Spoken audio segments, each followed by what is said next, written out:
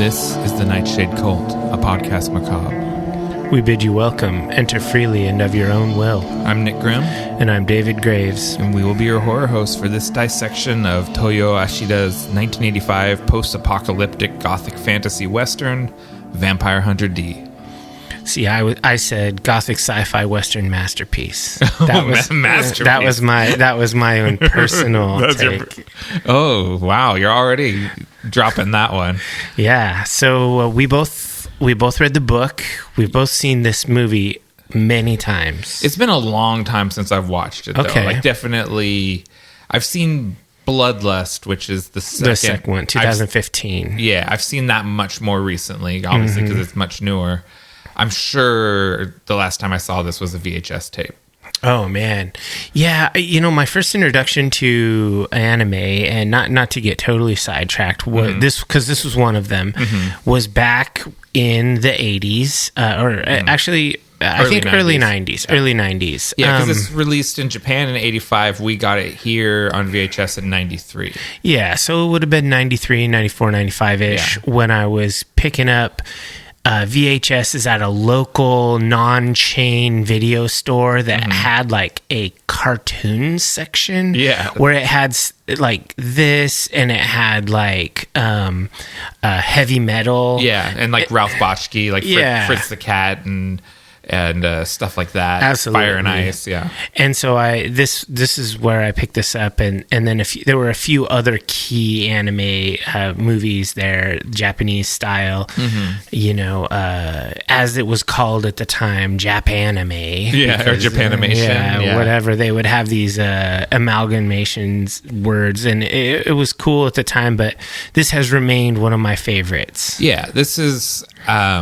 I feel like I associate this heavily with like Ninja Scroll. I probably had them dubbed onto the same VHS tape. Like I probably had like this, Ninja Scroll, and Fatal Fury on a tape. See, it was like this and Robotech and stuff like that for me. And Dominion Tank Police. Oh, yeah. That kind of stuff. That was actually probably not counting Robotech and Transformers and things like that we had when we were kids, and Voltron. Yeah. Dominion Tank Police was like the first OVA, I say adult, but this stuff is not geared towards adults. I don't think it's geared towards teenage boys. Yeah, I was reading about that. What seinen is, like what the target demographic. Yeah, this is for young men. This is the idea is this is like for, like 14 to 34. Yeah. That's like your demo. It's not meant to be a deep thinker. It's supposed to be like oozing cool all the time. Yeah. Toyoo Ashida, the quote, or he says this in multiple interviews. He wanted something that young men could put on after they finished their homework that wouldn't feel like more homework. Yeah. It's just like, well, we say now brain rot, right? Like you put on like this VHS and just sort of like, oh yeah, that's cool. Like you just zone out to it. Yeah. And this has always been one of those really cool genre mashups because gothic horror, obviously, heavy science fiction, backdrops, and it has a completely Western plotline. Yeah, it's just a plotline from a Western movie or book. But it features vampires. Yeah. It does. They all sort of meld together, and partially that's because I think a lot of our cowboy archetypes and the samurai archetypes overlay with each other. Yeah. That's why you could swap the plots to so many Western and samurai movies. They adapted each other constantly. So D is your wandering gunslinger, samurai Ronin, just traveling from town to town, righting wrongs. Yeah, rescuing damsels. Yeah, and exactly. Beating big bad guys, strong men, that kind of thing. Yeah. And so in this episode, we're going to talk about all things Vampire Hunter D. It's an interesting one because it's animated. We don't have performances per se. We have voice performances. Yeah, do you know which dub you listened to, or did you watch with subtitles? I did the dub, and it was the earlier one. Oh, okay, the one that's on YouTube. No. Actually, I paid for it on YouTube. Okay. That's it. Yeah, because I watched it on AMC, And then I realized afterwards that was the more recent dub that's on the Blu-ray. Yeah, the redos. Yeah, because I played the version that's on YouTube, and it was the old school dub from the old VHS tape. Yeah, I know it's extremely not cool, but I'm in the dub gang for sure. I like English because I have attention problems, like keeping my eyes on the screen, reading subs the whole time. I'll lose it. Like I won't be able to do it unless it's just got me wrapped. But I can listen. I'm an excellent like auditory person, and so like. I really enjoy watching even like modern animes like Dan to Dan and whatnot. We'll watch him dubbed. Carrie will humor me. She'll often watch the ones that are just for her subbed, and then it doesn't matter. I'm doing something else because I'm not paying attention. But if it's something for me, we'll do it dubbed. And I know that's not cool. I'll cop to that. I think there's merits to all of these things. A lot of times, the one you found it in is the one you're going to enjoy best because that's the one you're going to be used to the voices. Oh, absolutely. And the other versions will always sound a little odd to you. Yeah. But I don't shame the dub people, and this one is one from because it's such an early OVA. Oh yeah.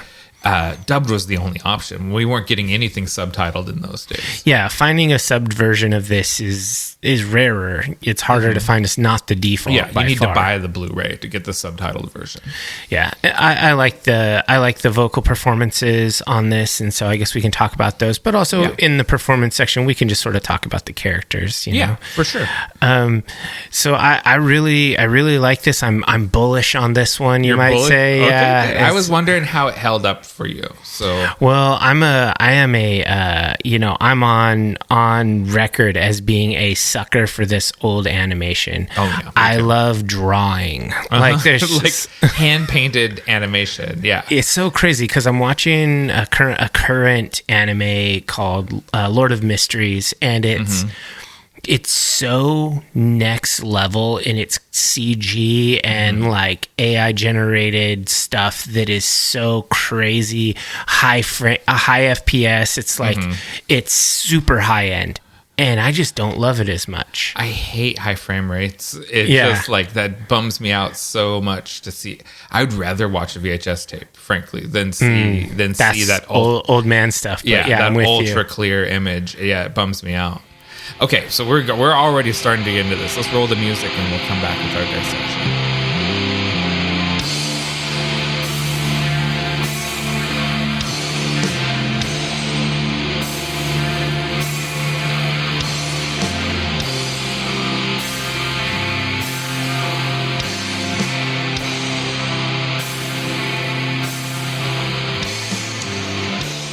On the frontier of a post-apocalyptic world, a young woman enlists the aid of a wandering hunter to kill the vampire lord that is tormenting her.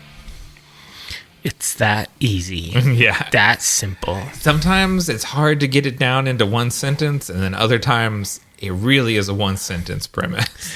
Yeah, and it's cool because this is the year 12,090. This is set in our real world, supposedly. Yeah, it's 10,000 years in the future. Yeah, it's a post-apocalyptic, post-nuclear Holocaust scenario where you have mutants and vampires and stuff, and super high-tech. Yeah, parts of it are super high-tech. Like the weather satellites and all that stuff. So this was... David mentioned this in the opening that we both read the first novel by Hideyuki Kikuchi. It's just Vampire Hunter D Volume 1. I just always assumed this was a manga and not a novel with illustrations. Yeah. But it's a series of novels with illustrations, and it is one of the best-selling book series worldwide of all time. Wow. It ranks right above Douglas Adams' Hitchhiker Guide to the Galaxy and below Emma Caffrey's Dragon Riders of Pern in the best-selling. Yeah. Well, I liked it. So the book was great. And the book, the movie just kind of throws you in the deep end and lets you figure it out. The book gets into the lore, and the lore of this world is bonkers. Yeah, absolutely bonkers. I love it. Yeah. So Cliff Notes, there was a nuclear war in 1999. wiped out most of human society. The survivors are basically living in a new dark age. But the vampires planned ahead for this, lived in bunkers underneath the surface, came up, built a cyber goth utopia for themselves, as with them as the rulers and humans as an underclass. Because they love medieval everything. Yeah, and then because they're vampires and they love drama, they have themed their new world, and why I call it cyber goth instead of cyberpunk, they've themed their new world on medieval Europe. They've genetically engineered werewolves and dragons and stuff like that just for vibes. Absolutely, yeah. It doesn't serve any like useful purpose to have dragons running around, but they're like, dragons would be cool. Yeah. And so it's like, I'm a vampire lord. I should definitely have a werewolf henchman. Yeah. Let's make it happen. We can do that. We have the technology to make werewolves.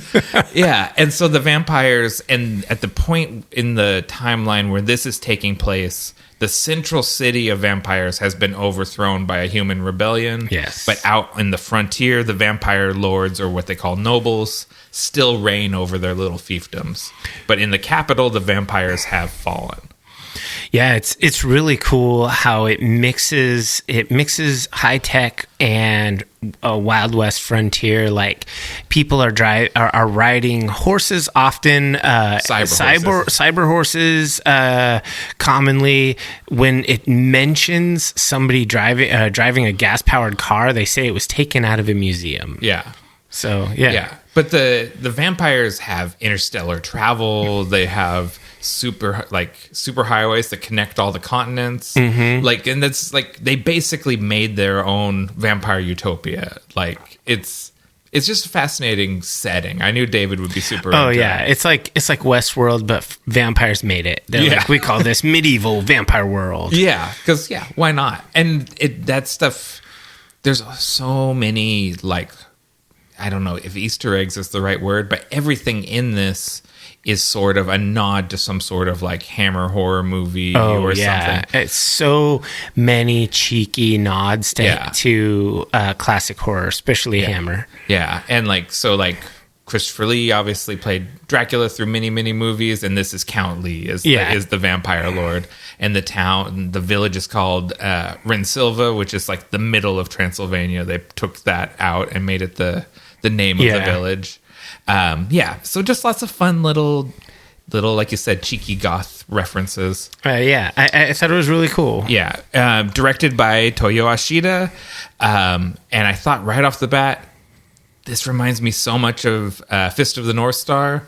He also directed that movie. Okay, so it was like, there's this stylistic connectivity going on there. Yeah, I think that some of the strengths of the storytelling of this particular this movie are that it's strong and simple. Like, it doesn't need to be crazy complicated in order to get you to buy in.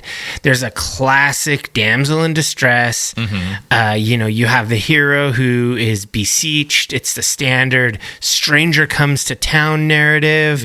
And there is an obvious bad guy. You get to see him early in the movie where he's biting her, and then you just follow the adventures of Dee and the kind of ensemble trying to take down Magnus Lee. It is very straightforward, and the movie, and I appreciate this, but it does leave you a little baffled sometimes, but it doesn't spoon feed you stuff, and some things never get explained. And frankly, at least in the first book, like things like Dee's left hand is never explained in the book either. You get a little more information of like sort of the rules of how the hand works. But you're still, why he has a parasitic / symbiotic hand with a face on it is never explained. Well, it's good that he does, because it saved him. It saved his life, and even that baffles Count Lee, who thinks he got staked. He should be dead. You got to go the extra mile and cut the head off. You got and burn the body. You just do all the above. Do them all. Bury it in a coffin, drop it in moving water. Like, there's a bunch of extra things that make him not come back. Absolutely. Yeah, and I think that this character, D, he's kind of the quintessential, like, man with no name. He's the stoic, mysterious anti-hero that is a man of action and not words. He's kind of a tragic figure because he's a half vampire. Yeah, he's a Domfir. And I just like Blade. Exactly. Yeah, Blade wishes he was D. Yeah. This was extremely formative to young and teenage David. Well, I wanted to be like D. Long dark hair, long black coat, the whole deal. The whole like French highwayman's coat with a traveler's hat like Odin. Absolutely. Or Gandalf. Yeah. Yeah, I was all about this stuff. And I to this day, I think this is cool. Yeah, when Lisa and I started watching this, and you get the kind of the first encounter when Doris, she's just like bushwhacking people on the highway until she finds a worthy hunter, trying to test their skill. Yeah, and Dee's just like not fazed by any of this. And Lisa goes, "Oh, I bet David loves this guy." And I was like, "Yeah, this is a very Dave character." Yeah, ever since I was a kid, this is like absolutely formative. Yeah. And so the one creative here that I haven't mentioned yet is the screenplay is written by Yasushi Hiron. I think he does an admirable job of condensing this novel down to just the big beats. Yeah. And squeezing basically all the characters in. Like pretty much no one gets cut out. They just don't get much to do if they're a minor character like the Fiend Corps. Yeah. They just basically show up and get killed. Yeah, the Fiend Corps are really cool and in the book. And they're just sort of like, villains of the week in this. They're minor bosses for him to kill in the castle, basically. But I think they're all really cool in the books. I also really like how you get all of the creatures and stuff, but they don't explain them. Yeah. They don't really talk about, like the spirit creature and stuff. Shadow Beast or whatever. He fights it, but it doesn't go into the deep lore of how they're created and why they're created and all this. Yeah. Like they do in the book. And that's totally fine. Yeah.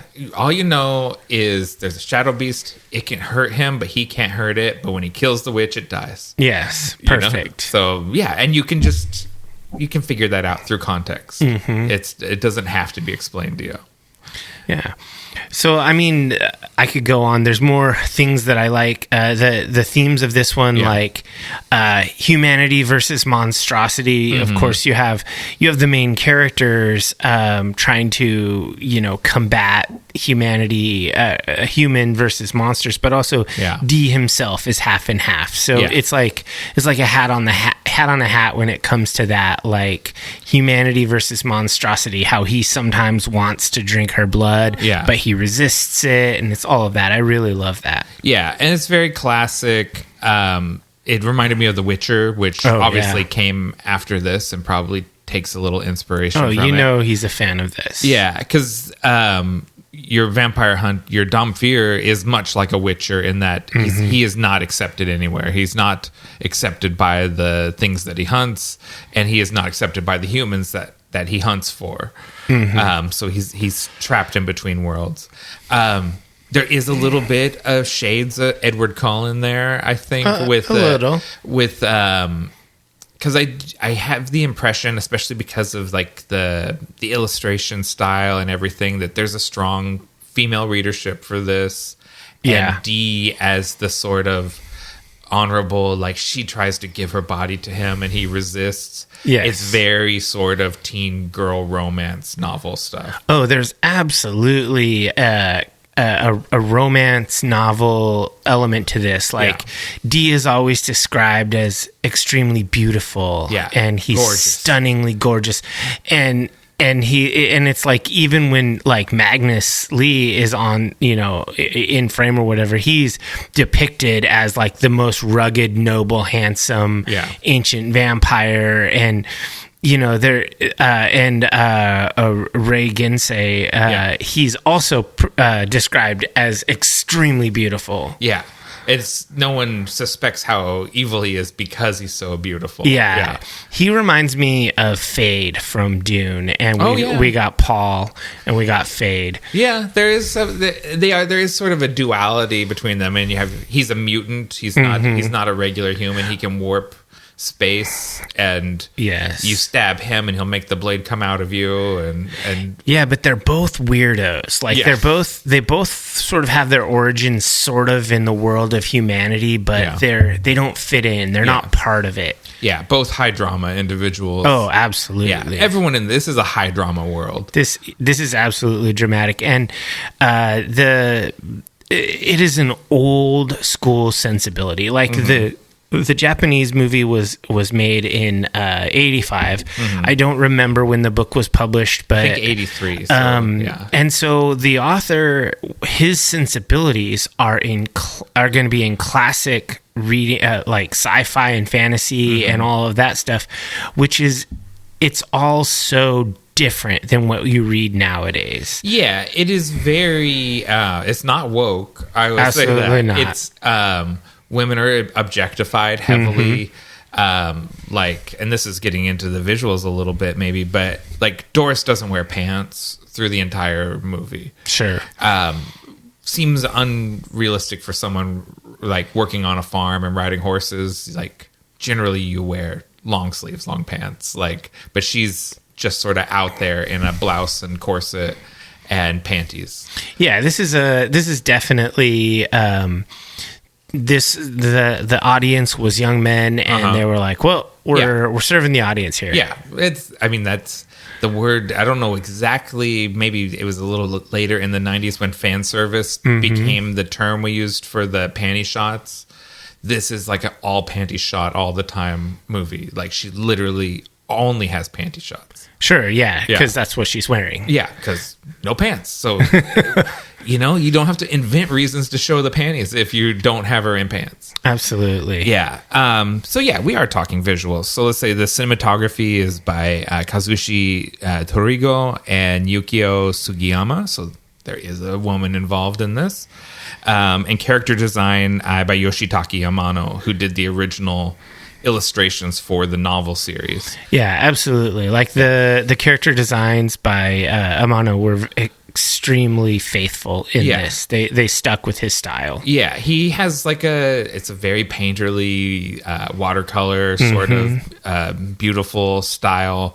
And I think Ashida adapted them and made them more animatable. Yeah. And did a good job of holding on to the vibe of the illustrations, but making it something that you can draw and make move around, because his illustrations are very painterly. Yeah, and it's important that they kept the style where he's kind of this elegant, slender, ethereal, almost elfish, totally. Gothic, romantic type dark fantasy aesthetic. Yeah, it reminded me a lot of that comic you used to like back in the 90s, Poison Elves. Oh, I love that. Yeah. It owes quite a bit to this aesthetic, I think. Absolutely, yeah. The characters in Poison Elves were very much in the Vampire Hunter D style. Yeah. And that was all hand-drawn as well, so I love that. Long hair, slender men. Slender weapons. Yeah. Everybody runs really, gazelle-like, Like the way it describes D, and this is, anytime there's an elegant man, they always talk about him moving like a dancer. Mm-hmm, absolutely. It's like every author is like, you know what? He moves like a dancer, not like a boxer, or something like that, and thinks they came up with it. But they're not thinking of one of those Russian dancers that's kicking their legs out. Yeah, a Cossack dancer. Yeah. What other visual? Dee's sword is pretty damn iconic. Yeah, it's not a real sword. It's like a giant nodachi, but super curved and slender. It's like the blade, a Japanese style blade with a hilt that you would see on a more European sword. Yes. And it changes its length depending on what's going to be coolest in the scene, basically. Because sometimes that damn thing is like 7 feet long. It's crazy. Yeah, I mean, that's awesome if your sword can change length. Yeah, just depending on who's drawing it. Yeah, I really like how they focused on the atmosphere here. Like, the whole movie is dark with subdued color palette. It's got deep blues, greens, blacks, purples. It's got this really almost like Twilight atmosphere all the time. Yeah, because the vampires use weather satellites to control the weather all the time. And it seems preternaturally dark because of this most of the time. Yeah. And I think that it was cool how they did it with animation. They made it high contrast as well. Like it was like a vampire movie. Like if you're watching those Hammer vampire movies, there's always high contrast. That's like a thing. And so they did it in this as well. Yeah, I do love how they seem to take so many different Western ideas, like this sort of European horror stuff and the American cowboy Wild West aesthetic. Yeah. And just like, and the exploitation Mad Max thing. Yeah. And throw that all into a blender with like the samurai lore and things like that. Yeah. This has definitely got love letter to Western culture through a Japanese lens, like all over it. And as Westerners, like it makes me love that stuff even more, but also love their interpretation of it. Yeah. And like the dub that I listened to, they kind of gave people like Southern accents almost. And that is similar to the audiobook also did that for most of the characters. Yeah, they have real folksy sounding voices. And usually in my experience, when they're doing that in a dub, it's because the characters speak in dialect in Japanese. Like they speak a more rural dialect of Japanese in the book. So I don't, my ear can't hear that. If I'm listening to the Japanese audio, I can't say, oh, they're from this prefecture. Oh, what a bumpkin. He's from Hokkaido. Yeah, like that's way over my head. But I do know if they dub them with a Southern accent that they were probably speaking dialect in the Japanese. But yeah, so where is the frontier in this world? Because they describe the capital as being somewhere central. So I imagine like Turkey or somewhere like that, like Central Europe. Eastern Europe, Central Europe. Yeah, I don't know.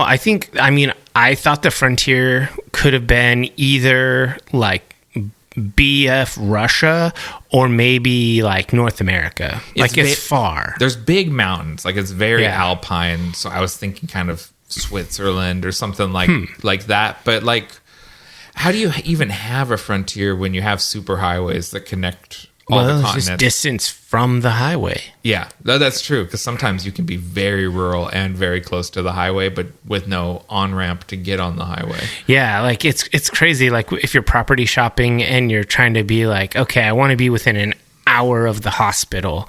Yeah. You might even be, you might be further away, but less time simply due to your access to the highway. That's kind of like where I live now. It's very quick access to a highway, but I've lived in like closer in deep suburb land that it took 15 minutes just to get to the highway. Yeah. Like, so it's all relative. Yeah. So I couldn't find, and maybe this exists somewhere in the lore, I couldn't find a good map of their world. When I kind of did a little bit of Googling on this, like the world of Vampire Hunter D, I got like pictures of the globe. I didn't do a lot of Googling and looking like I normally do if this was a role-playing game setting or whatever, but it seems so simple to make it that it would be crazy if it hadn't been done before. It's definitely been made into a video game. Mm-hmm. Man, I would love to play like a modern open world Skyrim-ish or Red Dead-ish version of this out in the frontier. Yeah. So characters in this book have been to the capital because they talk about that. Yeah. So west, eastern. But supposedly it takes a long time. Like, it's 2 days just to get to the nearest village. Oh, okay. Like 2 days ride to get to the neighboring village. The next village over. And so that's not even the highway. That's not getting to a junction or a train station. Okay. So they're far. Yeah. So if the capital, no, this doesn't matter, but if the capital is like Istanbul or something like that, which makes sense because it's a medieval location that's central to this stuff. And they're like them being in Switzerland or them being in like Estonia or something. Yeah, somewhere in outer Slavic lands. That totally makes sense. Sure, yeah. Okay. Yeah, Transylvania, dude. Yeah, it's Transylvania. Yeah. Which, I mean, it could even literally be in Romania, and because of the mountains, those could be the Carpathians. Yeah, and probably is, because almost everything's on the nose. Yeah, sure. Transylvania is in Transylvania, unless it's in Pennsylvania. I'd be down with that. Yeah. Anything else we want to talk about in the visuals? I just wanted to note that I really liked the creature and monster design. I thought that they were really cool. Animation. They moved in cool, surreal ways. When I was a young guy, playing D&D and all that, seeing these monsters was inspiring to me. Yeah. Like, I really, really liked how these things just moved across the screen and were extremely well designed. And with the serpent women and all of these things, it's just so cool. Like, I love the visuals of this. Yeah, and that's they're a very Asian aesthetic. Yes, you know what I mean? Absolutely. Yeah. I'm glad you mentioned this, because this made this come to mind. Something that really did sort of jump out at me right from the start is how low budget this is, because they're using so many animation cheats, in order to move the camera around. Oh yeah, shake the frame to give the illusion of movement. Yeah, when the opening sequence, when Doris she's running to shoot this lesser dragon that's feeding on her genetically engineered super grapes. And so she's running out there to shoot the dragon. She has basically two movements in her legs. Oh yeah. And then non-animated grass in the foreground and in the background are moving opposite directions. Yes. And those sort of two planes of movement with her limited animation gives you the illusion she's running through tall grass. And when I see that, I know exactly what's happening. And then there's another scene, like the trapdoor scene in the castle when Dee falls down. And there's literally only two frames of Dee's form, moving. It's back and forth. You see his coat flapping. I don't care. I love it. No, it's so cool. It's not. I hate the modern high frame rate super CG where you see every little thing, because just like we were saying last episode about how your imagination is greater than anything they can show you. Yeah, that's exactly what this is. Yeah, and I appreciate the level of craft, because they have got a really limited budget to work with and probably a pretty small crew of people, and this is the middle 80s. Oh yeah. Adult animation is or adult, quote unquote, young adult animation is a trail they are blazing themselves. This is only the third year of OVA. I've used this term several times and not explained it. OVA is original video animation. Yeah. They started making OVAs in 1983. So this is 1985. There is not a lot of precedent for a mature content original video animation at this point. They're trailblazing this. Yeah, and they don't have a lot of money to work with, and they're making it work with what they have. And there are other animation tricks that they do that are still used to this day and are considered classic tropey examples of how to show a thing. Like, for example, intentionally blurring the background to convey speed. Yeah. That was done here, and that was considered groundbreaking. Slow motion shots during combat that are pivotal, where they will slow the animation down and move the camera at the same time. Yeah. That was all, those are animated tricks of the trade, and that's all still used. It's considered to be like a hallmark of the genre. Yeah. And I'm not going to say they were the first to ever do it, but this blew up. This anime got huge. Yeah. And so they were wildly influential.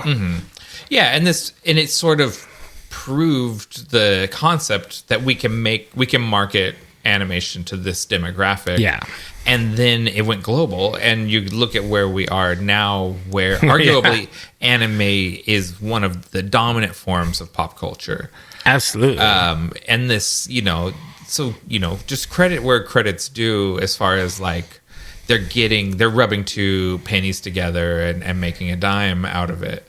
Yeah, if you talk to young people, all of them know what anime is, and most of them have a favorite anime. Yeah. Not all of them do. Some of them are like, I don't watch that. But that's fine, because you always have contrarians. Most people do, though, because this is their cartoons. This is just what cartoons are now. Well, and it's also, like, if you think about, like, serialized anime, it's their stories. It's their soap opera. Yeah. It's and it's so available. Like, every family has Netflix. Not every family. Many families have Netflix, and even in a kid's profile, there is a plethora of anime that they can watch. Yeah. Just ridiculous amounts of it. Yeah, and anime, the thing that I think this is like a lot of hand-wringing gets made about why anime has taken so much market share away from American comics and things like that. Like, I'm including manga in this, manga and anime, because there's manga for everyone. There's anime for everyone. It's so ridiculously specific. Yeah, like whatever you're into, there's 100-volume anime series about it.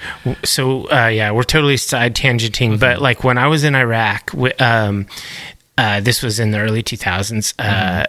For the cultists out there, we all had a laptop, these bulky ass chunky ones, and we all had external hard drives, which also were huge. Yeah. But we would just swap media libraries, and I'm sure you can imagine what a lot of that media was with a bunch of soldiers, but also tons of martial arts movies and anime. Yeah. And a buddy of mine had this one series called Hikaru no Go that's literally a super long, well-developed anime series about a kid who plays the game Go. Oh, right. It's literally about Go. Yeah. And that is so ridiculously niche, and it's good. Yeah. That's the thing. It's really good. And there probably is a copycat one about every game you could imagine. Absolutely. Like, they're like, because that was 21 years ago. Yeah. The thing that anime and manga loves to do is reiterate on a theme.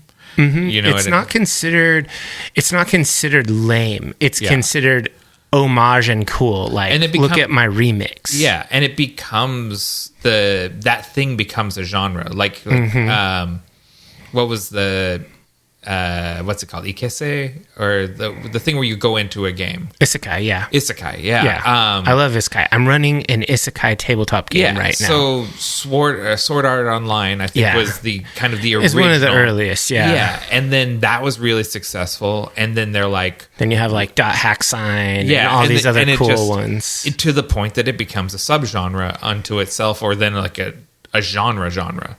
And it just becomes a thing. There are many video game animes now, and then full on isekais where you're transported, but then also just straight up video game animes that take place in a video game. And so, anyway, you're right. There's an anime for literally every interest you could possibly want. You don't have to be into the Avengers, right? And so this one, like I said, like immediately reminds me of Fist of the North Star because it's the same thing. It's a wandering guy after the apocalypse that goes around, and he's a reluctant hero, and he's got a boy and a girl chasing after him that want him to stay, but he has to wander on to the next place. The Cold War wasn't good for a lot of things, but making everyone have apocalypse dreams, that was good. Well, because I love the fiction.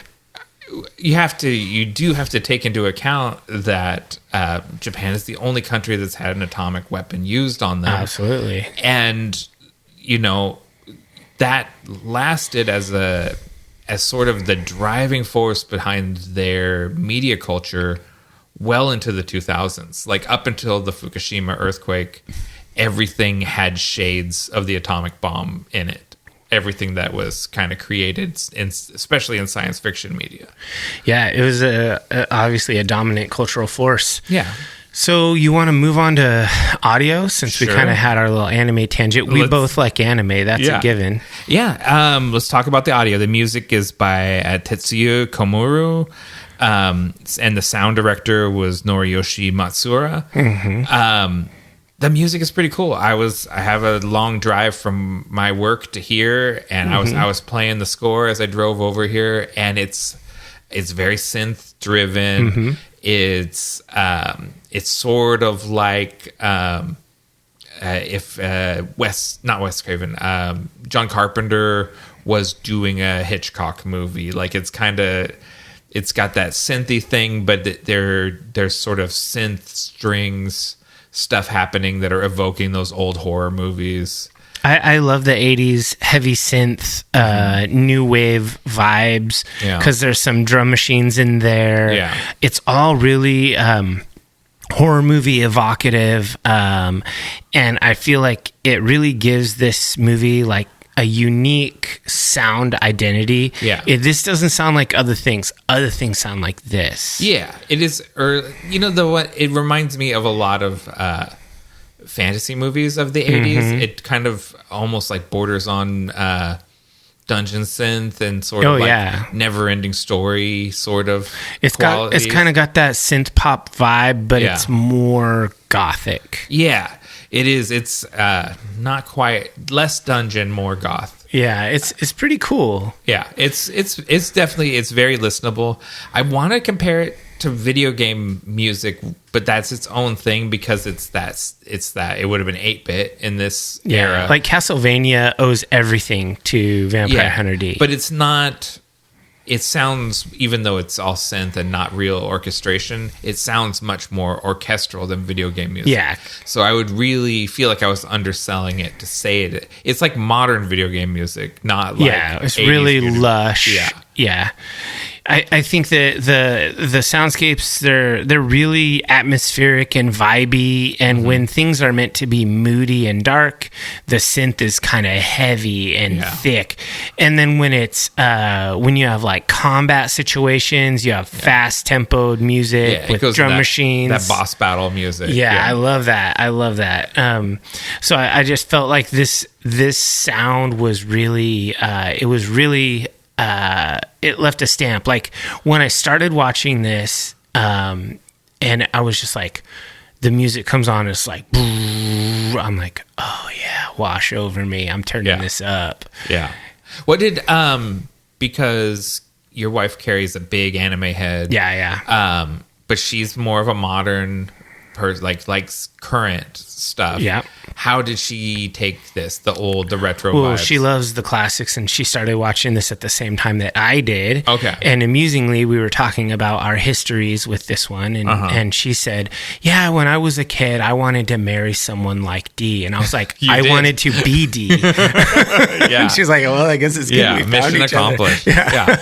So, and that totally tracks because to backtrack to the storytelling, absolutely everyone is a sex pest to Doris except for D, who she fairly throws herself at, and he's like, no, I cannot. Because he knows, he's like, I'll lose control and I'll just drink all your blood. I'll just kill you. Yeah. And he's like, I'm not going to do that. Yeah. And so it is it's twisted and it's not healthy, but that it is romantic. It's a certain kind of romance. Oh yeah, it's that Jane Austen style romance. Yeah, it's forbidden. It's the love that cannot be sort of thing. I've read a lot of Jane Austen. It's definitely the good stuff. Yeah, that's the sauce. That's the good stuff. If you kiss someone on the inside of their wrist, that's the highest you can do. That's and then bite them. And then bite them. That's if you're a goth. Yeah.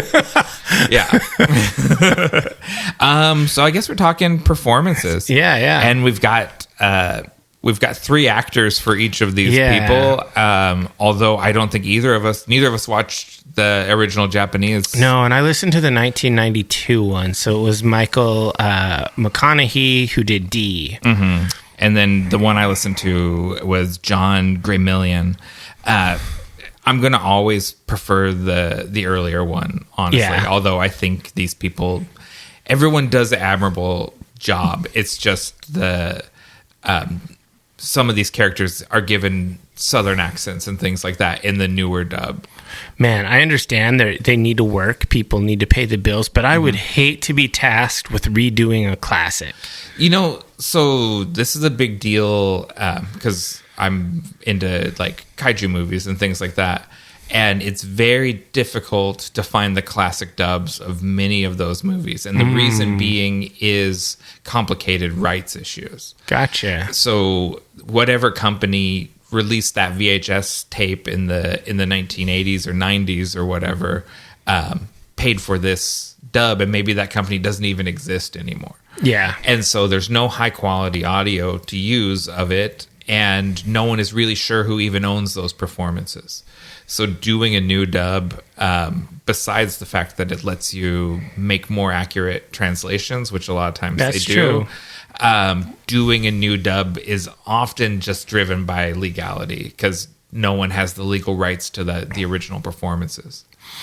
That makes sense, but I still wouldn't want to be one of the actors tasked with redoing a classic. It sucks to be compared to someone else, and to be compared to 2 people because you'll be compared to the Japanese actor as well, and just you're never gonna compete with someone's nostalgia. Like no matter how good of a job you do, it's not better than when you were 14 watching a shitty dubbed copy of this. Yeah. So the character of D, let's talk about him for a minute. Yeah. So in storytelling, there are some doctrines when it comes to writing really strong protagonists, and the most common thing that you're taught and that you're told is that the character should have some serious flaws, so that they have things to overcome, and that nobody wants to read or watch a movie about someone who is good at everything. You want to have people who have significant weaknesses. That way, when it's time to shine, they're rising up. Right. And then there's another doctrine that is less commonly used because it's harder to do well, where people enjoy reading about or watching someone who is excellent and they're doing excellent things excellently. Yeah. That's D. We call it competence porn. Yeah, he is of course he's a half vampire. He has the hunger. He's got some innate things that make him different, but those are also his strengths. So it's like, what's your greatest weakness? I'm a perfectionist. You know, it's like my greatest weakness is also my greatest strength. That's D. This is my greatest weakness is I'm more than human. Yes. My greatest weakness is that I'll never ask anyone for help and I'll always succeed alone. Oh, okay. Gotcha. Yeah. That's literally D. He's amazing guy who does amazing things, and he's awesome. And he doesn't have an arc. He's not the sort of character that grows. No, he's what you would call an iconic character. Yeah. They start in their perfected form. And arguably in the Star Wars trilogy, Han Solo is the iconic character. Okay. He doesn't really change. He has a love arc, but he doesn't really change. No, he goes from being selfish to joining the rebellion. So he has an arc. Chewbacca is an iconic Well, yeah, character. I mean, Han Solo is literally used as the example of an iconic character because he was always loyal. Yeah. He always, because like he was ride or die with Chewie. Right. He just chose to add loyalty to another group. Yeah. He basically doesn't change, but he's lovable, likable, a fan favorite the whole way through. Right. D's iconic. He's an iconic character, And for sure. I don't think you need to change anything about this character. He's awesome. Okay. So D stands for Dracula. Yeah, of course. This is revealed over the course He's of Dracula's the film. son. He's like DJ. Yeah. Jack Jr. Yeah, D Jr. Yeah. And I'd have gone by like Lil Drac. Little Drac, yeah. If he was a mumble rapper. Yeah. I bet you if you go on SoundCloud, there's a mumble rapper named Lil Drac. Oh, for sure. He's got like a Fake vampire teeth. Oh, and I was gonna say the two styrofoam cups, but it's instead of cough syrup, it's full of blood. Yeah, Sprite. Absolutely. Yeah, that's that drink that the little Drac likes to sip on. Okay, we're gonna hashtag Lil Drac, and I hope he will comment on this. Yeah, this is it with video. a K or a C? Probably a C, right? Yeah. Because it's us Dracula. Yeah, I don't know. with a K, it's too close to Drake, and that's radioactive. That's no good. Yeah. So, but this is something that because everyone these nobles are all descended from Dracula. Like he's the great ancestor. He's like the king of kings of all vampires, and D has lore that is lost to these people. Yeah, Like, Magnus is like, how could he know? And then his daughter, what was her name again? she is it's hard to say. Larmika. Yeah, that's it, Larmika. But it's got an apostrophe in it. Yeah, Larmika. yeah. She doesn't know, like straight up. Like She doesn't know the lore. Yeah, D drops some lore bombs on her, and she's like, "Whatever, dude. You don't know shit." Whereas her dad, Lee, is like, "What? Yeah. Huh? He knows the source code. He knows the old words. Exactly. Yeah, she says something about the humans being like farm animals or whatever, and he's like, that's not what your sacred ancestor taught. And she's like, what like, you don't know the sacred ancestor. Yeah. Also, D's left hand is played by Ichiro Nagai and Andy McCavan. So I was finding weird, I found some weird crediting things. Like some of the places I was reading about this movie credited that the same person that did D, Michael McConaughey, also did the hand. That is the 93 dub. That's my understanding. Yeah, okay. And then there are other ones that say credit Kirk Thornton. Oh, okay. I don't have that name on my... Yeah, so I'm going to trust that it was Michael McConaughey because it kind of sounds like the same guy, just doing a gruff-ass voice. Yeah. Yeah. The Hand is interesting. The Hand is an interesting character. He's comic relief. There's a podcast called Lefty Speaks. That's they call themselves the official Vampire Hunter D podcast. I don't know who bestowed that officiality on them. Do they just do lots of episodes about the same movie? That seems crazy. And the books. There's 51 books. Oh God. Okay, never mind. There's tons of content to get into, and there's manga adaptations of the books. I'm jealous that they already did it because I think this might get a little thin as far as content goes. There's not like when you have, like you said, an iconic character with no arc. Yeah, he's probably stays the same the whole time. So next up, I've got Doris Lang. Yeah. Michie Tomizawa is the original voice actress. Barbara Goodson in the 1993 version, and Lucy Christian in the more recent dub. Yeah, she's a plucky young lady. She's a 17-year-old daughter of a werewolf hunter who got trained on how to fight, and she knows a lot of hunter lore, but she herself is a farmer. Yeah. But she's handy with her cool like monofilament whip. Yeah, it's like made by braiding and lacquering werewolf hair together. Yeah, that's an interesting piece of lore. But it splits apart into different, because she can like bind you like all four limbs with the whip. It does does interesting things.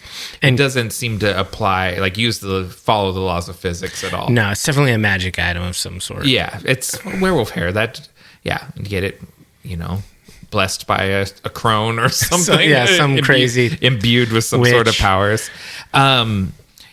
She's this version of the character. The book gives her more depth, I think. I definitely agree. Than the animation gives her, where she is fairly an object that is being fought over by multiple people. Yeah, I mean, she is competent in the show, but the movie, but she's out of her depths. Yeah, she is a badass, but she is the object of everyone's desire. Yeah. And so she's literally hiring someone to defend her. Yeah. And so she's a little one-dimensional in the movie. In the book, she has a lot more going on. Yeah, because like the movie, she kind of gets abducted twice. Whereas in the book, she's much more the master of her own destiny. She's out doing things on her own. Yeah, like she gets tricked. The doctor tricks her, but of course he would, because he's a family friend. Yeah. I think she gets done dirty by this adaptation a little bit, but it's still a cool character. Absolutely. I think she was a kind of a trope of the plucky young lady that didn't want to take crap from people. Yeah. And I mean, for the most part, even though like literally everyone sleazes on her, she kicks people's asses and stuff, and like she does not take it. Yeah, she's not just someone that squeals and waits to be rescued. Yeah, I know. But it's hard to extract yourself when you're being held by a vampire lord. Yeah, she knows, because her father was a hunter. She knows that since she's been bitten, that means that Magnus Lee has power over her. He can just literally use like his voice of command on her, and she can't resist. So she has to get help. She can't do it herself. She'll just die. She couldn't possibly go and fight him because she's powerless against him. Yeah, it's just part of the lore. And we're talking about this guy. We're talking about Count Magnus Lee, voiced by Seizo Kato, Jeff Winkless, and David Wald, depending on your version. And he looks kind of like Christopher Lee. He's thicker, though. Yeah, he has a wider face. He's not as narrow. Yeah. But like that initial shot in the beginning of the movie where he's tall and he's got the cape out and everything. Yeah. That's so cool. The version of Dracula that he reminded me of more than Christopher Lee is Jack Palance.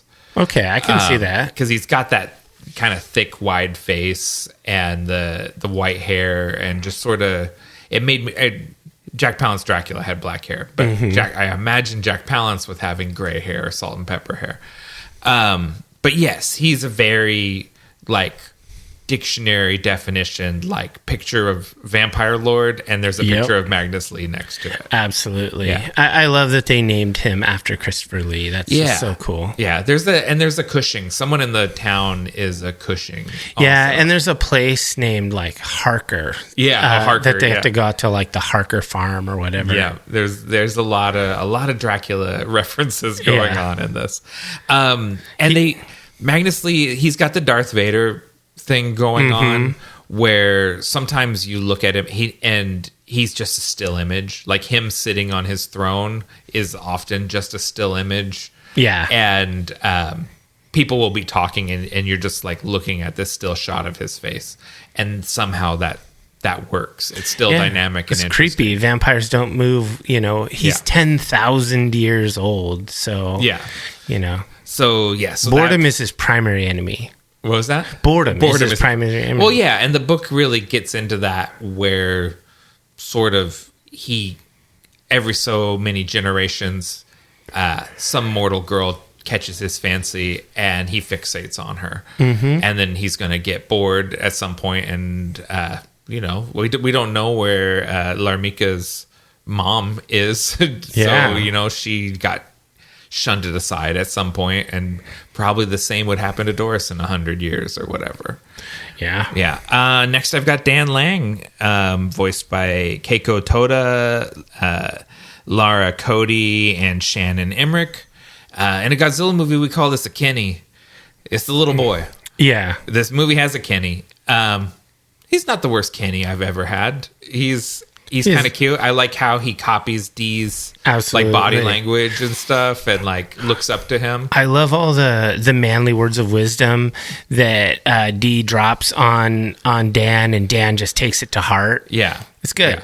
Yeah. And because what Dee tells Dan, he says, if you need to cry and scream, that's okay, but don't make your sister cry because she needs to stay strong through all this because she's going through it right now. Yeah.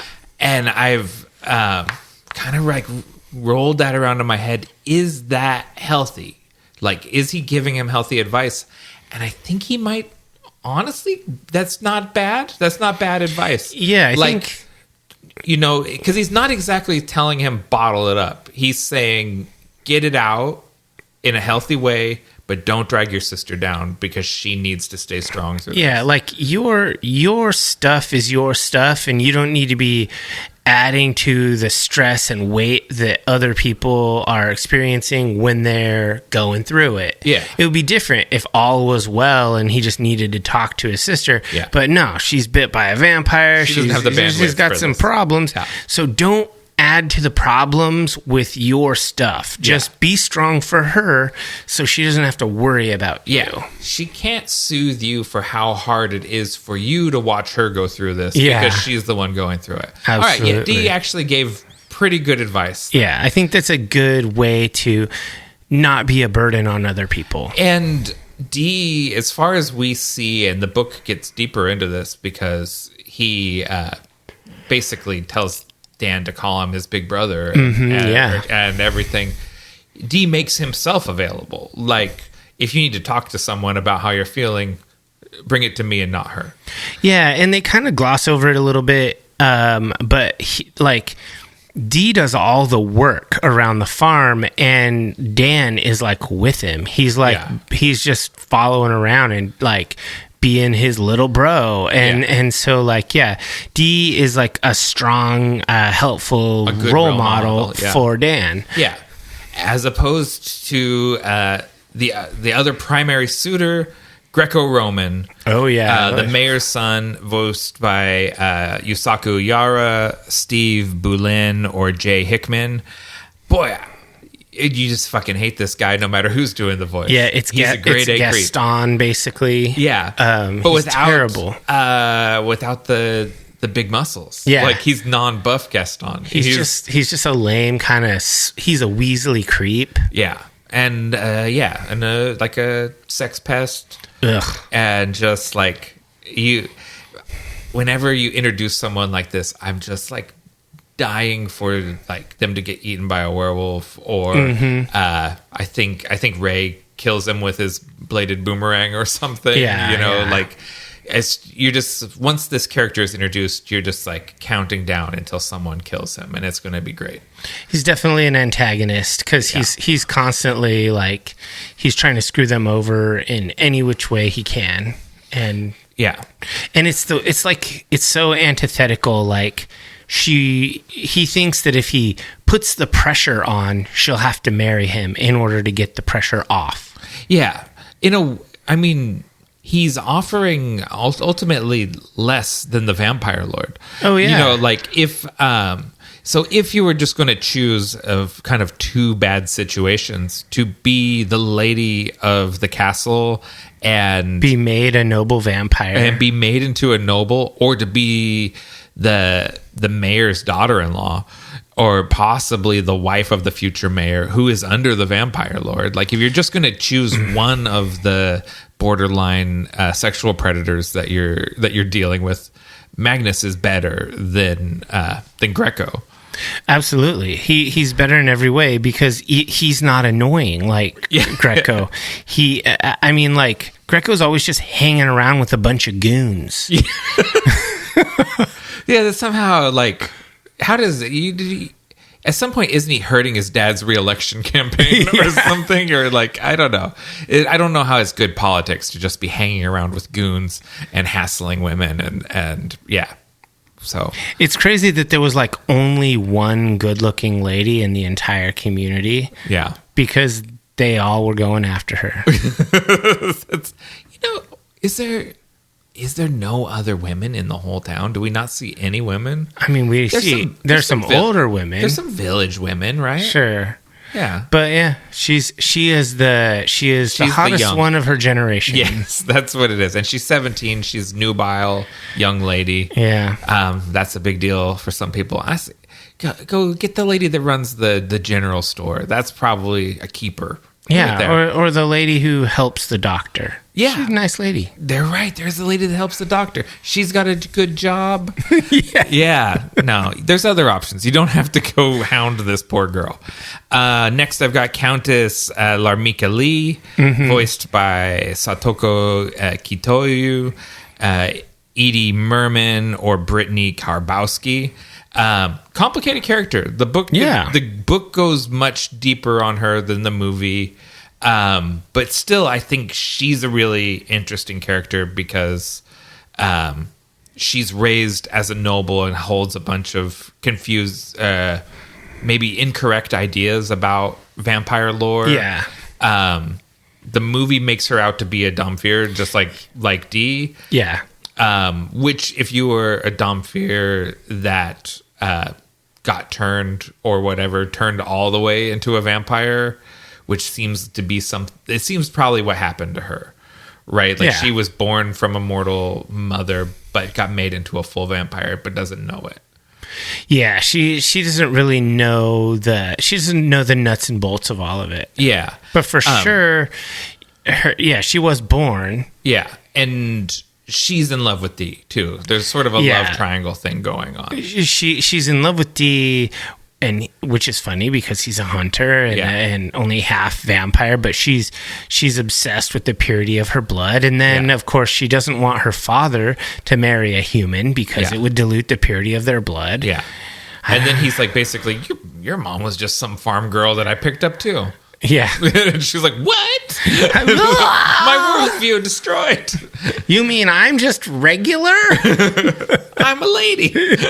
Yeah. I think she's an interesting character. And I like how Dee's reluctant to kill her right from the start. Like, he's like, basically, you're not the problem. And he's perfectly content that after killing Magnus, like, to just let her stay in the castle. Yeah. She kind of chooses the self-destruct option, and he's like, in the book it goes deeper into this. In the movie they just ride off, but in the book he's like, just take your place in your castle and be the lady of this land and go on. And she's like, no, because this has all been a lie and blah blah blah, and self-destructs the castle.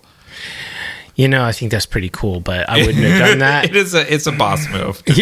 Just like, I'd rather raise this castle to the ground.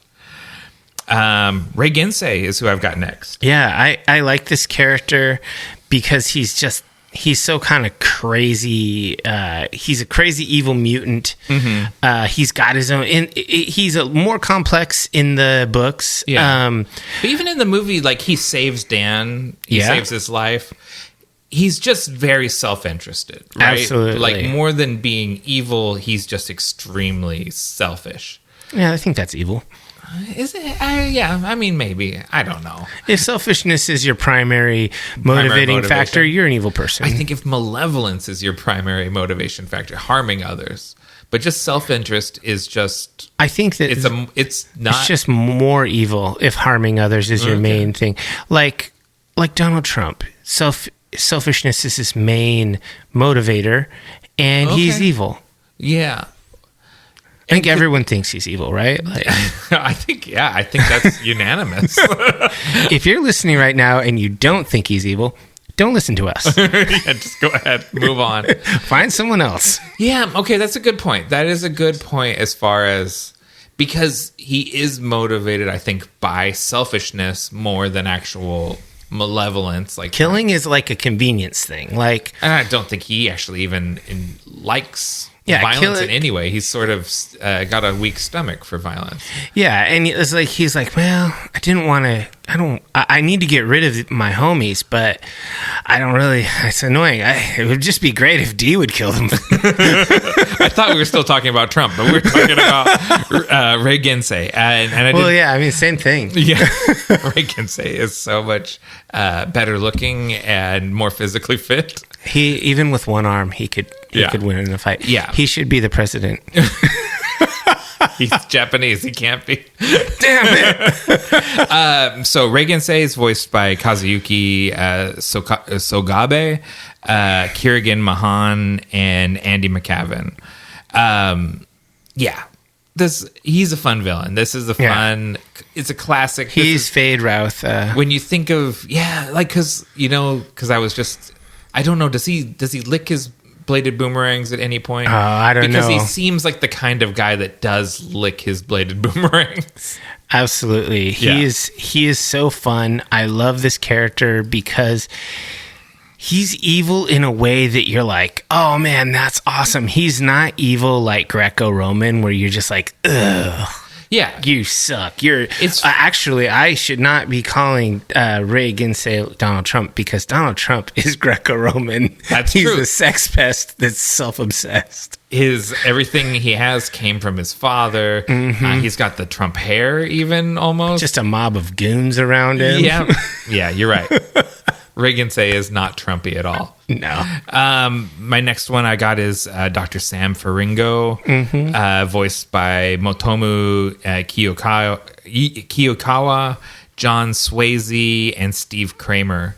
R.I.P. Dr. Faringo. That's he's a good dude, and then he gets turned in order to lure Doris away so that she can be killed. It's wild. Taken. It's always wild to me how there's always people that want to be vampires that the vampire won't turn, and people that don't want to be vampires that the vampire turns against their will. And so like Ray Gensei is basically working for Count Lee because he wants to be a vampire, and Dr. Faringo is the town doctor and literally loves these people and doesn't want to be a vampire at all and is turned against his will. Dr. Faringo is Dr. Yui from Dune. Oh, yeah. That's I was thinking Van Helsing because I was thinking Dracula, but it is reluctantly used against them. Used against the people he loves. Yeah, that's a good one. Good catch. I like that character. He looks like Professor Oak from Pokemon. Oh yeah, for sure. When he shows up, I was like, that's who you send your Pokemon that you don't want to keep to. Yeah, pretty much. Yeah, he's a cool character. He's the nice older guy trope. Yeah, and then he gets made into a villain. And then I've got the three sisters and various town folks, but there's no other major characters. Yeah. We got lots of also-rans. Yeah. I mean, the three sisters are more than an also-ran, but it's like a lot of names to read through. Yeah. And it's like, they're sort of Medusa. They call them the Mid-Witch Medusas, but they're more like a Hydra. Yeah, or more even like, there's a lot of seducing snake women in Japanese mythology. That's a reoccurring trope, and they fall more under that than they do a Medusa because they don't turn you to stone. They drink your essence or whatever. So anyways, they're interesting characters, but I'm not going to read all 9 names. Yeah. So I guess we're getting to the wrap up with some personal highlight. So I love the scene. I mean, there's a lot of scenes that I love in this movie. It sounds like you like them all. Just for absolute iconic movie. But it's got to be the scene in the castle with Dee and Count Magnus Lee and Larmika is there, and the final battle. They have the back and forth lore dumping and talking, and there's also the fighting. The fighting is so badass, and then Dee pins Lee to the wall. Yeah, it's so much blood comes out. Yeah, it's just ridiculous. just geysers. I love this is when Dee's lineage is revealed. He tries to talk Larmika out of staying at the castle. Basically, he's it all comes out, and this is when we see it all. And I think this is probably the best scene in the movie. You know, my favorite part of that scene is when he throws the dagger and it sticks in Count Lee's eye, and he pulls the eyeball out of the socket, and it like sucks itself back and into then it the heals face. up, and it's so gratuitously gruesome, but such cool animation. Yeah, they really kind of save their animation budget for the real gory stuff, like they like want when Ray it to be Gensai's cool. head gets exploded. Oh yeah, or when his buddy gets like chopped in half completely, and you see the full bisected body. Yeah, or is that the werewolf? It's one of the guys. Yes, one of the bad guys. I think it's one of the Fiend Corps that gets chopped. So what about you? What's your personal highlight? So I'm going to go with the other attack on the castle, the first one. Oh yeah, that's so cool. Where Dee goes kind of off half-cocked, and you don't like it doesn't explain any of this stuff to you. It's just throwing ideas at you really fast. Like he has a way of turning off the security system, and you just see him sort of fiddling with his belt buckle. He doesn't say it. Like a lesser movie, he would be like, of course I have a way of disabling his security system. You just see him turning the gem on his belt buckle, and the drawbridge lets him in. Yeah, and he just cool like that. Yeah, and he basically comes in and speed runs the whole Fiend Corps, kills all of them, and bashes down a wall, which isn't how it happens in the book, but it's totally fine. Yeah, because you're just trying to get the cliff notes, just get the keyframe moments of all these fights and get them condensed together. Absolutely. So it's just like this sizzle reel of cool character moments and ideas. And I'll go all the way until like him falling down into the underworld and getting caught up by the three sisters, and then ultimately feeding on them and turning the tables against them and escaping with Doris. Yeah. It's probably 15 minutes or something in the middle of the movie, and it is just like I said, a sizzle reel of all the cool visuals kind of all packed together. Absolutely. It's a cool scene. Yeah. What worked for you? So I really liked, obviously I like the main character Dee a lot. We were talking about it a little earlier above. The cool quotes and overall stoicism of Dee. I love that idea. He says to, I wrote this down when I was watching the movie. He says it, smile, even if it hurts. That's what being a man means.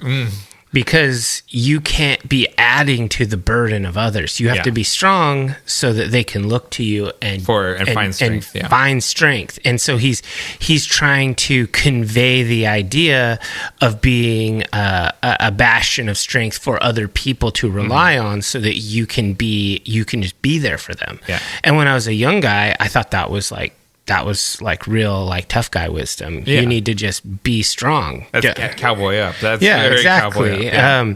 So then I also love the world building, setting, overall dystopian weirdness of this. It's just insane. This is so 70s, 80s weird overflow acid trip vibes. Yeah. Nothing was off the table. Like, we're gonna make a vampire western. There will also be dragons and lasers. It is everything. Yeah, it's like the He-Man universe. He's going to walk down a hall full of oozy, goopy things. It doesn't really matter what they are. Some of them get squished as he walks through. Three-headed witch hydra. It's actually three women, bog witch ladies with hair that's their body. Yeah. It's like, oh, wow. So it just goes nuts. And I love it because it's all so cool. Like, none of it comes off as lame. And then lastly, the traditional old school animation. Nice. And specifically this movie, because the style is absolutely iconic. People copy so many vibes and tropes and styles and techniques from this. anytime I see someone in a big wide brim traveler's hat, like D, you're like, okay, I know where this came from. Yeah, and this style of animation is my jam. Yeah. I mean, it's not perfect. It's not always smooth. It's not always refined. Sometimes it seems a little rough, but that's totally okay. Yeah. I'm here for it. It's a highlight for me. So what worked for you? Real similar things. The first thing I said is the world building. It's this mashup of Mad Max post-apocalyptic with Hammer horror and spaghetti western. Oh yeah. That's a fairly unique combination of genres to mash together. Any two of them you might see mashed together, but all three is a unique sauce. Yeah, absolutely. I wrote here, you always talk about the 90s goth punk aesthetic, like the World of Darkness. I consider, even though this is a 1980s anime, these early VHS OVAs are part of that aesthetic. Like, yeah, I think all the people who were creating the 90s goth punk aesthetic, this was their nectar. Yeah, they were watching these things, and they're watching like Demon City, Shinjuku, and like I might be getting these names wrong, but like Legend of the Overfiend, and like these really gonzo horror animes from the late 80s, early 90s. Yeah, is part of that aesthetic. And I just, when this stuff was coming out, I'm in middle school and the early part of high school, and it's blowing my mind. Every time I get a new anime, it blows my mind in a new way. Oh yeah. And you watch it now and you're like, oh, of course, this is like built in a lab for a teenage boy to be wowed by. Absolutely. Yeah, and it just hit me right. We were getting it right at the time that I was the right age for it. Yeah. And then finally, Amano's character designs and Ashida's interpretation of those designs. The image of D, you said it already. I always use this word too much. Iconic. It is such an iconic image. Yeah. You know this character. Even if you've never watched, probably a lot of people have not seen this anime because it's not inaccessible. It's not like lost to time. But it's not the first thing that comes up if you're looking for anime. It's not even the first one for vampire animes. Yeah, but you know this imagery because the imagery is so iconic. And I think they did just a really good job of making the really painterly illustrations into something that works for animation, and it's remained an iconic character. What didn't work for you? So there is a distinct lack of nuance in this movie. The characters are fairly static. Not a lot of them change.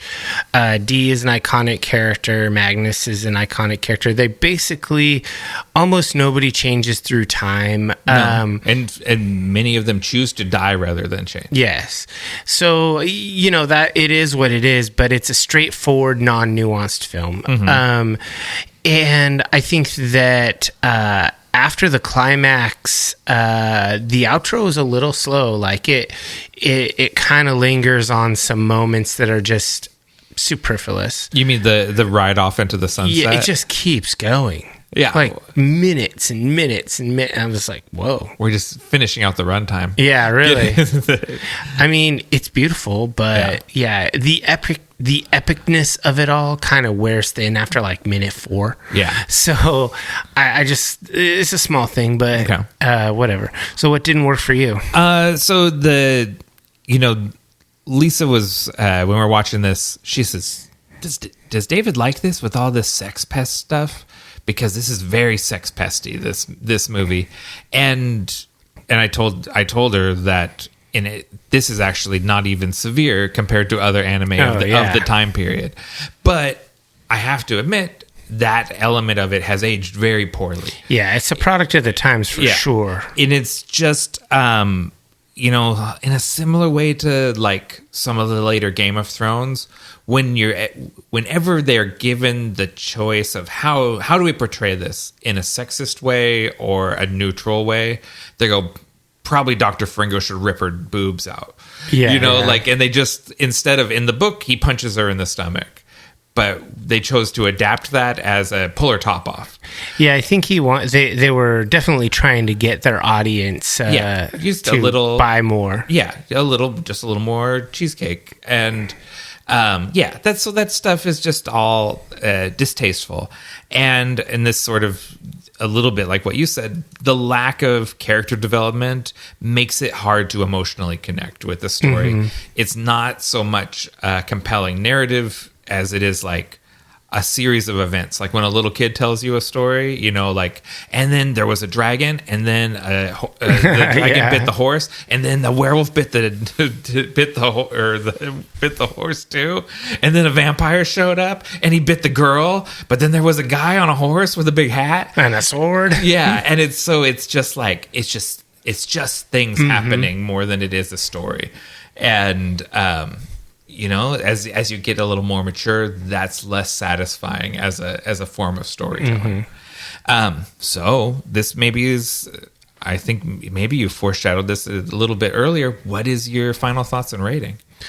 So, I mean, I think that, like, I agree with you with a lot of the dated. There's definitely some dated tropey things in there, especially how the 80s, for some reason, like, sexualized everything, like comedies and all. Yeah. It's like so much stuff. Like Revenge of the Nerds. Yeah, it's like they tried to sexualize everything in the 80s. But I think that when you look at this movie objectively as an example of what it is, which is, you know, an early OVA anime, it's kind of the top of the pyramid. Okay. It's so absolutely influential to take those little criticisms and say that it's not a 5-star anime, 5-star movie. It is that's basically just picking nits when, if we're talking about, is it the best version of what it is, it absolutely is. Okay. It maybe isn't in the same caliber as a movie like Blade Runner, right? But we're not. That's apples and oranges. This is like an archetype for an entire genre, a movement, not just in the story and the style, but in the animation and the storytelling and in entire subgenres that have popped up as a result. So even if it's a 4 for objective standalone, it has to be a 5 for overall, including the influence that it's had over anime and just goth culture in general. In the 90s, in the mid-90s, 1995, when I was a teenager and I was going to vampire games, meeting with these people who are, in their 20s and whatnot, literally every single one of them loved this. Like, this is not just for our age, but 10 years up, 10 years down. This is a iconic piece of media. So I think it's definitely a 5-star. Wow, we haven't been this far apart in a long time. You're going to give it a 3? I'm going to give it a 3. You're so wrong. I was on the fence for giving it a 2, honestly. Man. Yeah. This is better than Ghost in the Shell. Oh, John. That is wild talk. That's first, I would do this the service of not comparing them, because that is a theatrical release. Yeah, it is. They're different things. It's a high budget thing. But no, it's not. It's not better than Ghost in the Shell. It's not better than Akira. It's not better than any I think it's on the level of Akira for sure. That's crazy talk, too. I mean, Akira is the same idea of, and then this thing happens, and then this thing happens. It's linear storytelling that's just absolutely crazy. No, that's not true. That's not true at all. I have seen it as well. I know, but that's not true. This is very comparable to the movie that Ashida followed this up with, Fist of the North Star. That is very comparable in that it's condensing a bigger work into a series of events and not spoon feeding them to you. And don't get me wrong, I love that too, and I love Ninja Scroll. If I walk into like a hipster sushi bar and they've got TVs showing these old VHS animes on, I'm like, oh, this is going to be a good place. I'm into it. But yeah, I think it's a 3-star movie. I don't think it's. You don't think it was important in the genre or influential and all of that? Sure it was. There's a lot of influential things that I've rated 3 stars, like David Lynch's Dune. Oh man, Alex Cox's Repo Man. Well, Repo Man is a 3-star, but Dune is not. They are. Yeah, I think very much these are. It's a wonderful thing for what it is, but it's a 3-star film. Okay. Well, it's okay to be wrong sometimes. I'll give you that. You know, we've been so lined up these last few episodes, so it's good that we finally are out of sync on yeah, one of them. I mean, not everyone appreciates quality media. I appreciated this movie. I do enjoy it. All right. Well, let's take a break, and then we'll come back with The Vault of Darkness.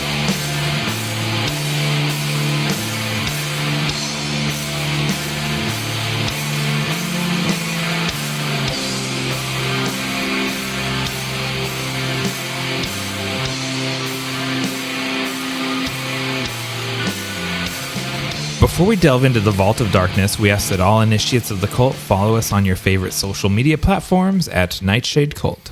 If you've enjoyed this content, help us grow the cult by sharing it with like-minded people and leave us a review wherever you listen. Also, a comment on this YouTube video about what you rate Vampire Hunter D. Yes. It's also worth mentioning IMDb gave it an 8 out of 10. Rotten Tomatoes gave it an 80 out of 100, and Letterboxd gave it 3.4. So we're probably between us. We're with the critics. We're in the yeah. You're low, I'm high, but we come out with an appropriate average. Yeah, that's good. You know, and I meant to mention this, and I guess we'll call this a dark tiding. I meant to mention it in the beginning.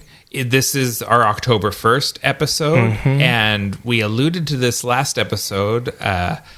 But David and I have been stockpiling episodes so we can release bonuses for spooky season. Heck yeah. So we're going to have 2 or 4 episodes in October and November.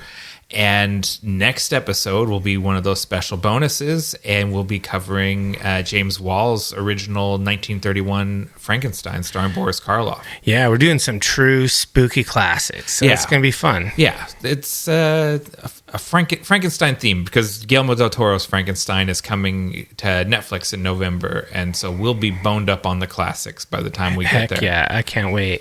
Did you have any dark tidings? No, nothing new. All right. What are you pulling out of the Vault of Darkness? All right. So this is totally different, not related to Vampire Hunter D. But as mentioned before, we're stocking up on episodes. So I got to come up with these Vault of Darkness, Fast and Furious. I know. I almost did 2. And then I was like, you better hold on to some. It's like, don't blow it all in one episode. Yeah. So I got some friends recommended a show to me.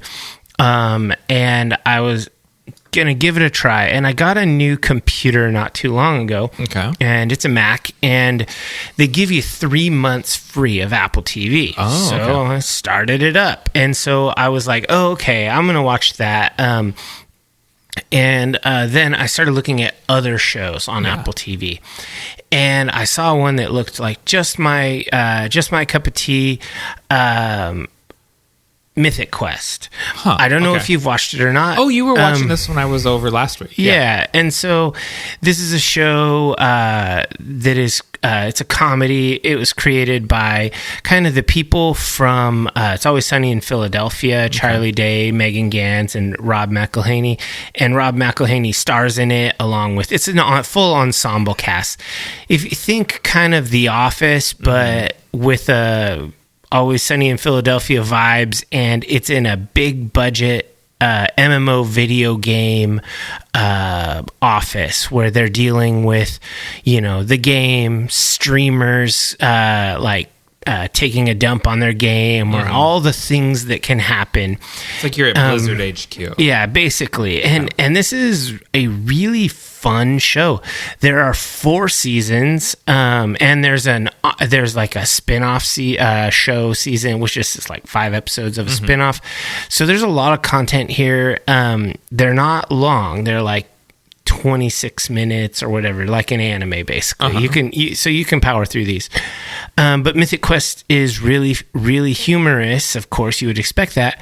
But it's also strangely touching. Yeah. Like, the characters make these real, like, breakthroughs and relationship building, and they are dynamic characters that grow apart and grow together, and it's really a good kind of human interest story. It's kind of like the better moments of The Office.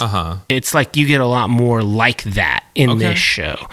As far as the human moments, the humor in The Office is unimpeachable. But the dramatic human moments, sometimes they're a little lame, but they're not lame in this show. And I really liked it.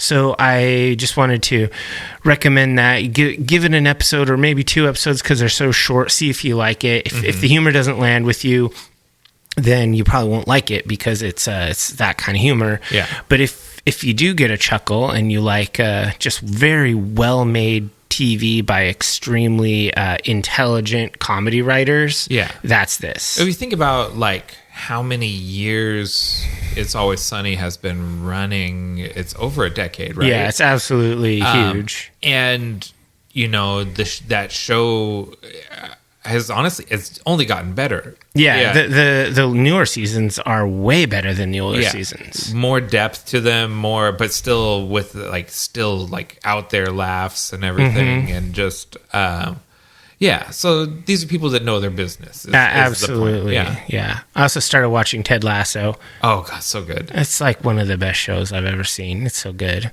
I'm glad you think that, because it's like also so well written. It's so well written, so and smart, so funny. Absolutely. I think I recommended it. That was you recommended one time. Ted Lasso. Yeah. Everyone tells you, "Oh, it's positivity porn," but there is such a there's absolute darkness in undercurrent to it. Like, Ted hurts deeply, and the positivity is how he's kind of battling it, and not always in a healthy way. And Roy Kent is like my dude. I love that guy. He's so good. Roy is so good. Yeah. Fuck off. Exactly. It's like he just walks up and headbutts someone. So good. Ted Lasso. How do you feel about the new season of Ted Lasso coming out? What, season 4 is coming out? Yeah. Because it felt very like they tied a bow on it and it was done. I'm not done with it. So I just started season 3. I've been watching it the last few days. Last week or so. And I'm not there yet, but it feels really like, I don't know, like in season 3 it feels pretty terminal. So I don't know. It had such a definitive ending and satisfying, bittersweet ending that to go back to it feels just like, if you don't knock this out of the park, like, then you just did something. You just ruined your legacy. Yeah. And so I'm just like, I'm very anxious about the new season of Ted Lasso. Like, it's going to be like the new season of Stranger Things. It better be good. Oh god, it better be. When every episode is a feature-length movie. Yeah. That's bonkers. Like, you can't release 10 movies. Or can you? Yeah, crazy. That's craziness. So what about you? What are you pulling out of the vault? I read a comic book volume recently. It's been a long time since I've recommended a comic. Oh, man. And this is so outside of my wheelhouse, but there was something about it that reminded me of Vampire Hunter D. And so this is Absolute Wonder Woman by Kelly Thompson and Hayden Sherman. Okay. And so just to give you like the fast pitch of what the absolute, like, if you remember the Ultimate Universe at Marvel from the early 2000s, I remember that Ultimate. Absolute Universe is something sort of like that, where it's low continuity, all new stories with iconic characters, and modern takes on them. The fundamental thing that has changed in this universe is some key element of all the iconic characters, some key element of their origin has been removed. So Kal-El grows up, he doesn't grow up with the Kents, and so you're dealing with a much more alien version of Superman. Bruce Wayne doesn't grow up rich. He's much more of a street kid. And so he's Rat Man. Yeah, he's Rat Man. No, he's still Batman, but he is a much more resourceful, ground level Batman.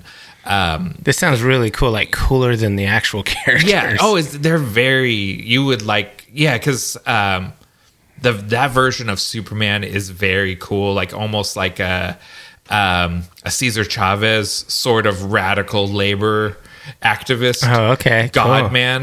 Like it's pretty wild. And the Batman is also very badass and sort of manga influenced and super gritty. And this is all comic books, right? These are all comic books. And the first collections of them are all kind of coming out because they started several months ago, and now you're kind of getting to where there's enough of them for collection. Gotcha. But I'm here to talk about Wonder Woman because that's not a... So what's weird about her? Wonder Woman, instead of growing up in paradise, Wonder Woman grew up in hell.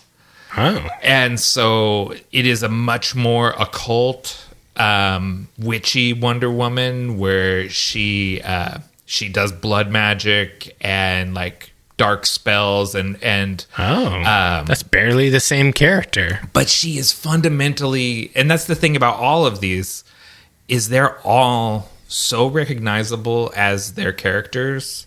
Like the fundamental of like who Diana is, who Bruce Wayne is, who Kal-El of Krypton is still there, but they're just missing some of the advantages that the classic versions of these characters have. So she's 100% Wonder Woman, but she is like a monster hunting, like black magic wielding, hellborn Wonder Woman. Or not hellborn, but hell-raised Wonder Woman. Does she look cooler? Because I think her old costume is whack. It's more... It's again. There's a lot of sort of anime manga influence to this line. It's not done in like the sort of manga pastiche style, but like Wonder Woman has a big fucking sword, like anime style, and so it's like D. Yeah, but thick, like more like Cloud from Final Fantasy. Oh, okay. Yeah, it's like a big or like Berserk. Yes, like Berserk. Yes, so this.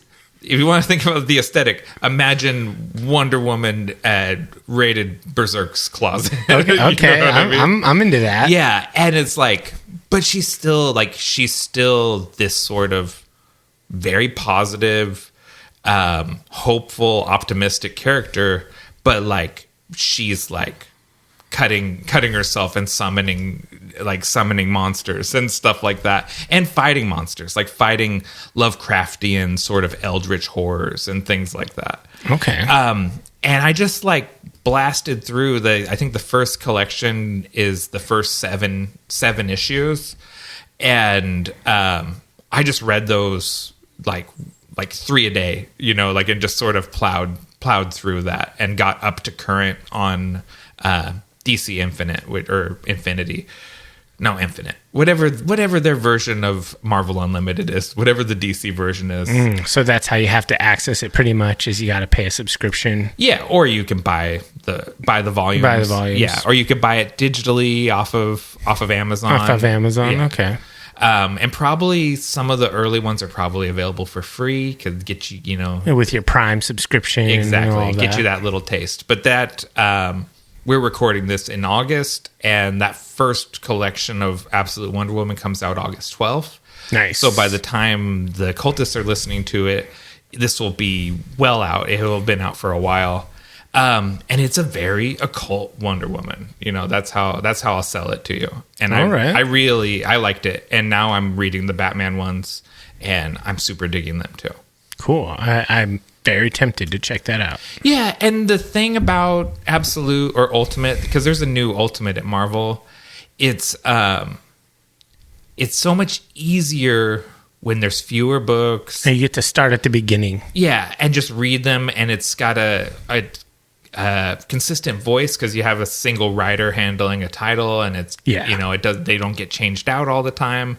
And it's just so much more accessible and easy to get into. I think storytelling and the format of comic books has evolved over time, and it's a lot more about storytelling. It's not just about, it's not about getting cheap thrills, just getting an issue out. Yeah, it's way more meta plot out, and they have something to say, and it's interesting. Yeah, and so I recommend all of these, but I just wanted to highlight Wonder Woman. I don't think I've ever read a full No, I read Grant Morrison's Wonder Woman. It's not a character I've read a ton of, but I really enjoyed this. That sounds really cool. Okay. We'd like to thank you for joining the Nightshade Cult. Until we meet again, we're wishing you unpleasant dreams.